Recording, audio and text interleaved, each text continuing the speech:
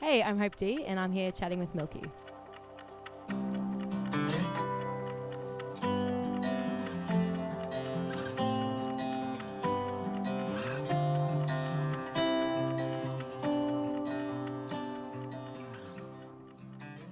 I think the topics of the songs that I write about have gotten more serious and more like real and true to who I am. From like the very early days, I used to sing about very typical things that I thought everyone wanted to hear, and also things that didn't really resonate with me but I thought would go off well.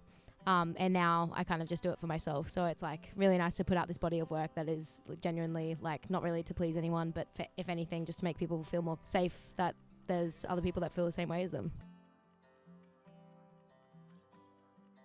The album kind of ranges from like, of course, heartbreak, a bit more addiction, like vaping, which I thought would be funny to include because there's been such a rise in it. And things like having, crazy good nights. Yeah, intense breakups where like you have to move out and stuff like that from like the partner's place. And yeah, just a bunch of themes that kind of go on a roller coaster, but the next song might pick you back up again from the deep, deep darkness of the one before. I really wanted to have like interludes with it because I'm a huge fan of Frank Ocean's Orange and other albums that have things in between, like little seconds of fun things that kind of tie it all together. So like as a whole piece of work, I really wanted to have little silly things in between, and that kind of really helped with knowing how to order it and whatnot. But yeah, that was like my main focus on it. I was like, I want to do an album with like 14 songs, but I wanted like 4 of those songs just to be silly, fun things that can just like, kind of shoot it off to the next song. I've been writing most of the songs for like 5 or 6 years. Like I've written them like ages ago. When I came to write the album, I was like, okay, we'll use this song that I really like and this song that I really like, and then wrote a couple like a few weeks before actually recording it that I thought I'd include. Sadly, it's not really like about one thing. It's about like heaps of different times of my life and heaps of different people, but that's also cool.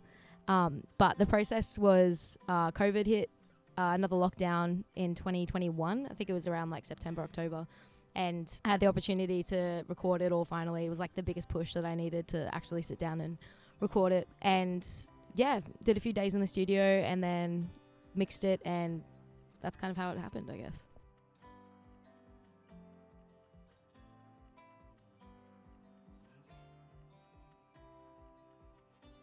I would choose Doormat, which is one of my favorite songs that I've ever written. It's co-wrote with my friend Brando, and I think that it really shows like a big piece of my heart and my brain and my experiences, and I think it sounds really nice. And then a song called Fragile, which is a bit of a sadder song as well, but it like tells about how we like kind of push things away and not deal with them properly, and how easily they are to come back if you don't actually like process them, which I learnt a lot throughout the process of writing that. And then the other one would probably be Hey Goodbyes, probably, because I really enjoy that song. And it's an old one as well, but I think that everyone goes through that situation of like a very long breakup because you can't say goodbye properly.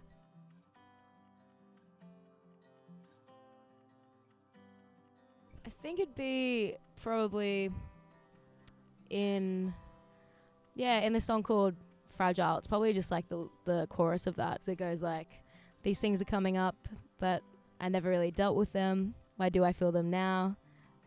Why did I never feel it then?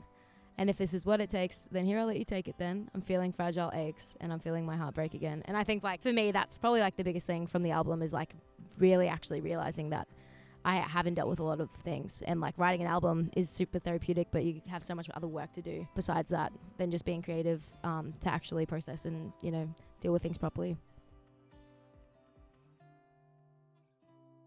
Yeah, it's going to be heaps of new music, and it's also going to be a different scenario. If you've seen us before, we usually have 5 members, and now we're going to 4 members, and we're getting like live tracks, so it should be a bigger show. It should be really fun. Hopefully I'll put the guitar down more a bit and just like run around on stage with the beer in my hand and the microphone in the other. And yeah, it's going to be very different. So I'm happy that it's been the way it has been for this long, but I'm very excited to see what's to come, and I hope that you're excited too. It's so important to me. It's crazy that you can, put out music and you get messages from people that it resonates with, or they share it and whatnot.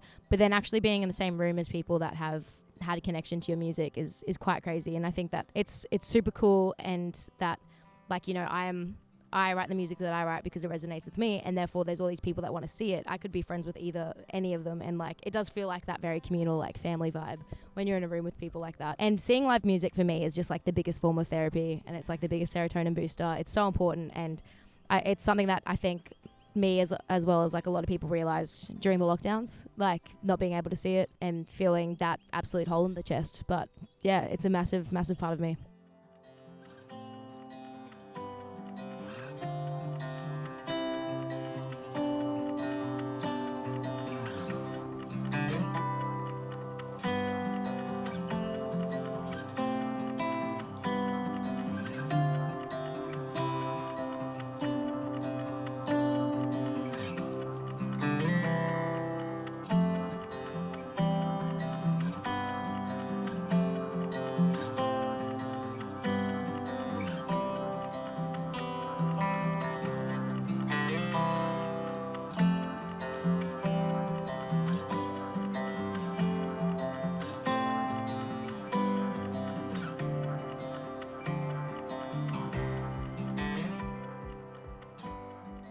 Funnily enough, I realized this the other day, Eminem, actually huge, massive.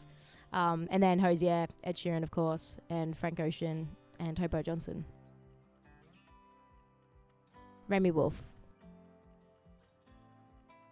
Probably Hosier's album Hosier. That made me realize that I wanted to do music.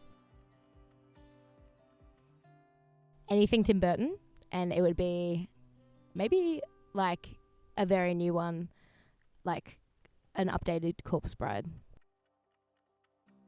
How much cheese is left in the green room? Miley Cyrus. I think the A-Team by Ed Sheeran. I think that's it.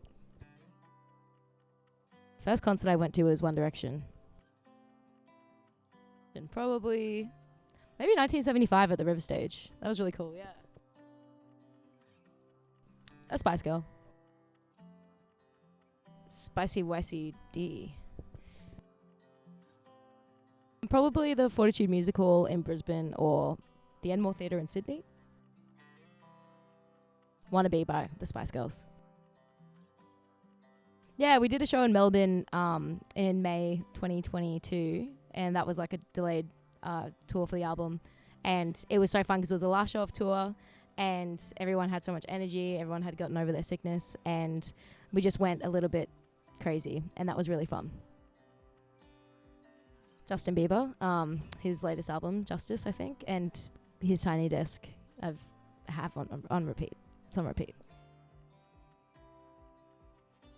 Black Eyed Peas. Just chill. Like, you're a little speck in this massive world. Make the differences you want. Put in the work that you need, but don't burn out. And, you know, appreciate every single moment as it comes. The moment I wanted to be a musician, I was at Blues Fest 2015, and my dad dragged me there. And the reason I say dragged me is because I really wanted to be in Brisbane at a party with a bunch of boys there. There were a bunch of boys at this party. And I was so sad that I was dragged to Blues Fest in Byron Bay for a family holiday. And I was super grumpy, and I was wearing gumboots, and it was raining. And I was staring at the stage, and my dad's like, Cope, just watch, it's Hosier. And I was like, who's Hosier? Rah, rah, rah. And then he came out and he sang a song, and he said, this song is about the love story between a grave digger and a corpse. And then he played this song, and my mouth was on the ground, and I have never been moved like that before, and I got a tattoo for it, and that's when I realized that's exactly what I want to do.